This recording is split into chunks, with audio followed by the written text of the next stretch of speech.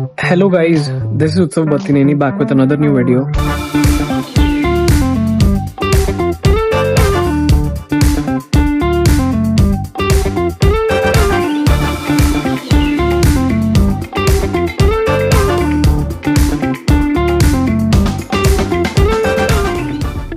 I speak Telugu, Hindi, English languages and currently I am in Stevenage near London in UK. I'm studying my MSc Psychology here at Hertfordshire University. So let's talk about how things are in UK and if you should really consider coming to UK. Whole purpose of this video is to tell you guys how I feel personally, and no offense if I like it or not. This is totally you if you guys should consider coming or not, is what I'm going to tell in this video. So point number one, life is not easy, as you all know here. It is not as much as butterflies as you see on Instagram stories of your friends. Somebody is posting about their dresses, living culture and everything. It is not that easy. Everybody, all of us are really coming here with loans or either parents' money. It's not our own money at all. Most of us who come here are either middle class background or people who are like really rich. So most of us who come here either look out for jobs, not attending to the universities. 99%. This is for like 99% of people. Either they do the 20-hour job plus do a 10 or 20-hour shifts with in-hand cash jobs without the national insurance number wala jobs. Most of us do this. Collect the money with whatever we are here for 1 or 2 years, send back money home monthly, this or that much of money. I don't think if you're coming for this thing, this is not really worth it. Because you're doing back in India is maybe 20,000 mein living a decent life for one single person is really easy. You might feel that you have a bike or car going here and there, getting on Uber rides. If you have to go from one place to other place, it is so easy back in India because the currency value is less for us and it is not such expense for us middle class people back in India. But right here, this is not the thing. This is not the thing here. For here, if you have to travel in Uber from, let's say, 2-3 miles away from here or like 5 miles away from here, you are putting 15 pounds, 20 pounds. We personally know that is big money for us. We go for part-times, women go for part-times coming in the night, probably 11 or 12 p.m. They come by cabs. They work for like whole day, 8 hours. They earn, let's say, 80 pounds or something. Just coming back home, they'll be putting 30 pounds into cabs or whatever. And Jana in the bus in the morning will take probably 5-10 pounds. Whatever they're earning, 30-40% of their earning per day is simply going into the travel part itself. All the other 40 pounds you are earning, you are putting it to your monthly expenses. The first 2 years or at least the period you are going to study, you're going to put all your money or earning into your monthly expenses itself. You're not going to earn much. You're not going to buy a car. You're not going to go around because insurance here for people who are aged under 25 is heavy. Per person, I mean for an individual, is 150 pounds at least per month. On top of it, a decent car might cost you at least 1,500 pounds, or it costs starting from 1,000 and sky is the limit. Let's say you take a car around 1,500 pounds per month. You have to put MOT on it, the road tax wala thing, and then you are doing insurance. Here, whoever is riding or driving the car or the bike must have insurance as an individual.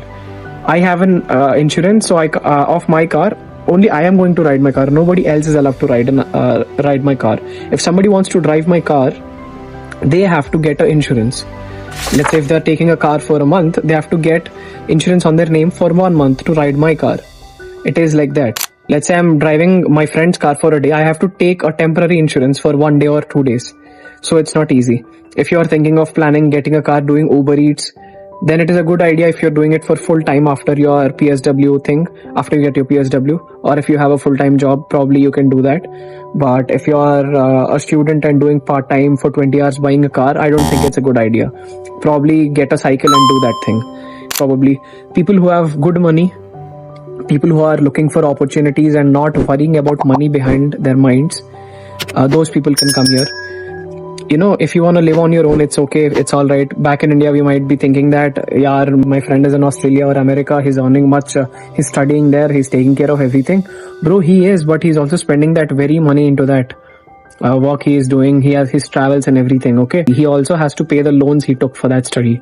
And after you even pay back the loan, what are you getting in return? Are you getting the job you really invested that money in? Let's say you are investing your money in sports science studies. Are you getting into a sports science study sector you studied? Are you getting in a job? Are you getting into the job whatever study you're related to doing? No, you're wearing that Uber Eats bag, you're going to do that job, and you're going back to India after 2-3 years of your PSW thing. You're not earning much. You're just fucking working as a slave. I don't know if I'm saying that wrong, but it's like we're working too hard like slaves just to pay back that loans, and we're very much worried about it. Before coming here, we'll be so much excited, so much anxious that I'm going abroad, I'm traveling abroad. Will I clear my university interview? Will I be able to do my immigration check properly? I don't know what such silly things we'll be worried about. But after coming here, everything will be much worse than we think. I'm not giving you guys negative thinking. I'm giving you guys a strong impact of the things that I'm thinking about jobs, about doing part-times, about everything else. So let's say you're earning, you're doing 20 hours of work per week, and you're earning, let's say, 10 or 11 pounds per hour. You have 4 or 5, 20 hours per week will probably get you 600 to 800, depending on how many hours you are flexibly working per week. So per month, you will be earning somewhere around 600 to 800, right? Depending on the flexible hours you are given work. Let's say you have 20 hours of work allotted for you. Sometimes your manager might not give you all the 20 hours. Sometimes he'll give you 16 hours because that is the need they have of you. So all that 600 to 800, probably, let's say you're sharing a room in a good decent city, then it might cost you 500 pounds of stay, your residence, your room. And let's say you have miscellaneous bills of 100, and you have your travels here and there, you're going to some decent parties, all this comes under miscellaneous. So it can cost you up to 100 to 150 depending on how you manage things. So all this decent money here is simply going into what you are covering your monthly expenses. That's it. And on top of it, you're not studying. You understand? You're not studying. You're simply working your ass off to pay back your debt, and you're not studying. And after you get your graduation, you're again taking your PSW, working 40 hours, and again going back to India after 2 or 3 hours. Even to settle down, you're not getting a good job that you actually deserve. Or you're not getting the job that you got from your graduation degree. You're taking some other simple job. And all of this thing, it all started in a loop of circle that you have to get better. Bro, you're spending 1 lakh rupees here per month, or let's say 70,000 for a decent life, or at worst, you're living in a village and at least spending 60,000 rupees a month. You can live the same very beautiful life back in India if you invest 60,000 rupees. Let's say in a city like Hyderabad, living in Jubilee Hills might cost me 60,000 to have a decent life. Yes, it is the same lifestyle here. On top of it, I'm living in a really small room, suffering with no people around me. I'm not having fun, no friends. You don't even know who's real around you, and all these things are crapping your mind out. Is it really worth coming here? Yes, it is. If you're ready to take action, no matter what, you want to improve your life. No friends, no parties, or you might party once in a while or have decent friends, but you are ready to be the torchbearer of your family and lead your life so high that no other distractions will come in your way. It is not that you only have to hustle 100% to get success or, to have a good life. It is not mandatory, but you should at least have a decent discipline in your daily life. You must schedule what should you be doing today, what should you be doing this week, what should you be doing this month. Did you reach your monthly goals based on your work, your career, your lifestyle, your everyday means, your studies? Are you reaching that enough point is what matters actually. So if you are disciplined and setting up goals for you daily, monthly, weekly, and these things really work out for you, it might really lead you somewhere. Only scheduling may not take you somewhere. Some people are messy, but they can still figure out their way. But those people are the ones who really have clarity on what they are actually doing. People say that, no, I'll go with the flow. No, bro, things doesn't work for everybody that way. For most of us who are living abroad, things must work in such a way that we schedule our daily lives. You get it, right? What I mean, maybe my sentence is wrong, but what I mean to say is things should be going in a structured way. that is when things will start working out for you.